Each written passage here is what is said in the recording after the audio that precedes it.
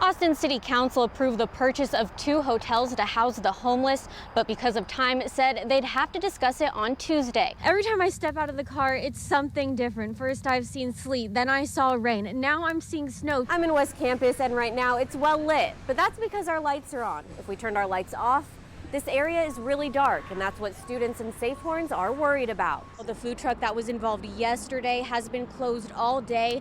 Now, when I was walking over here earlier, I could see debris that was left over from the crash.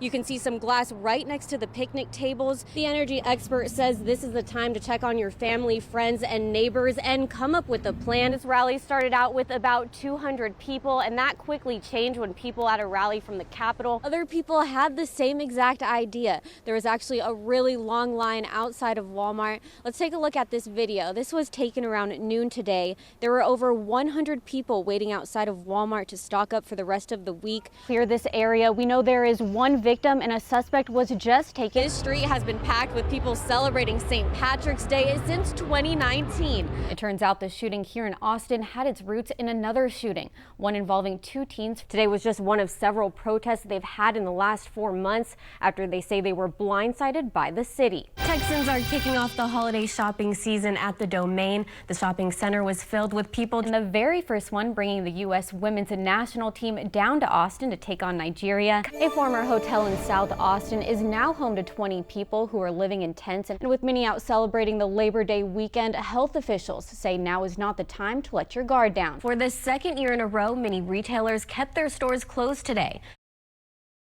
We're in pretty bad shape over here. Several businesses were destroyed, including the building behind me. I want to show you now what it looks like. The brick was ripped off the building and windows were shattered. And the drive-through area over here was completely destroyed. You can see the roof was torn off. Nearby businesses saw similar damage.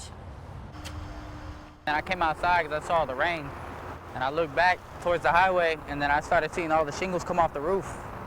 And at that moment, I knew it was about to touch down. Employees at Chili's are thankful they took cover when they did, moments before a tornado touched down, destroying the restaurant and surrounding area. So we told all the customers to run to the back, get to the kitchen, where the safest area would be away from all the windows. And then once it calmed down, we came outside to check out all the damage. In less than a minute, the Twin Peaks, Chili's, and Bank of America in Round Rock had their roofs torn off and windows shattered. Employees and customers found their cars destroyed. Whenever we came back out here, trees were everywhere. My car was flipped over in the middle, but everything was just damaged. Like the middle part of the highway, like one of the rails was on it. Aside from a Chili's employee seeing her car flipped upside down, she saw the damage across the street at Bank of America. Not only the outside destroyed, but the inside as well. Honestly, I didn't know what to think. It was just unbelievable. She says her car may be totaled, but the good news is that she wasn't in her car when the tornado hit. I have a family I love, and I want to see every day. So just thankful I wasn't in there. There's a lot of repairing to do in this area, but the good news is that nobody was injured. Reporting live, Lindsey Ragas, CBS Austin News. What we're going to do now? Where we go from here? You know, will we get any help? Those are the questions going through Rashawn Goff's mind after the Austin Police Department told everyone, including him, at the I-35 underpass located downtown to move out. It's time for change, you know, time for change.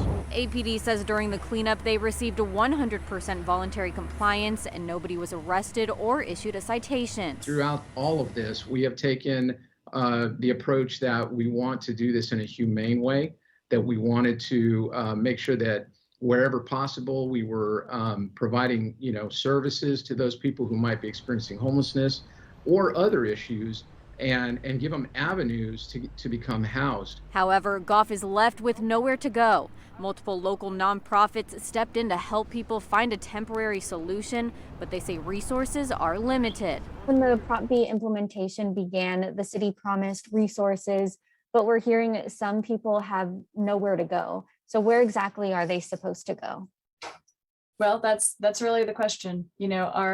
We've had this conversation in the course of several council meetings. It was clear that our shelters are at capacity because of COVID-19. Council member Kathy Tovo says even the designated encampment that is run by the state is at capacity, and there are no other designated camping areas to go to. As a city council member, I'm going to reinitiate that conversation with my colleagues are there places that we can identify where people can go as we're working as a community to create those more stable, safe housing opportunities. So people like Goff have a safe place to stay. I'm ready to go. But you're not sure where yet? Not yet. I've been in Round Rock all week covering tornado damage. Just yesterday I spoke with volunteers.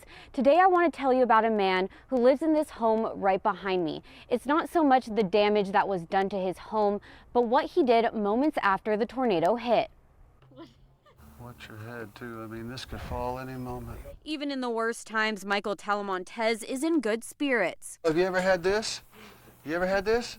It's the best vanilla in the world. Monday night, the Talamontes house was hit hard by a tornado, leaving Michael and his family without a roof over their heads. 28 years living here, and 28 seconds later, it's scrambled to shambles. Seconds after the tornado hit, his first reaction wasn't to worry about his home, but his neighbor. I was just standing and just crying, holding my dog. And at that point, next door neighbor came across and calling out my name, and I could hear him so far away because I was hysterical. I couldn't make out where was he at or who was calling me. Rose Cortez suffered a tragic loss last year. Knowing this and by living next to Cortez for years, he knew he needed to check on her as soon as the tornado passed. I don't know what happened. I don't know if it was her late husband asking for my help. I don't know. I can't explain it. It's a simple gesture that Cortez will cherish for a long time. It's a godsend. And one Talamontes didn't realize until now how big of an impact he had on his neighbor. Thank you. Thank you. Yeah. Well, it was nice. Yeah, it's a good day. It's a good day. Tricky day, but a good day. Many families that were hit hard by the tornado are in need of help. To find out how to volunteer or donate, visit our website, cbsaustin.com. Reporting live, Lindsey Ragas, CBS Austin News.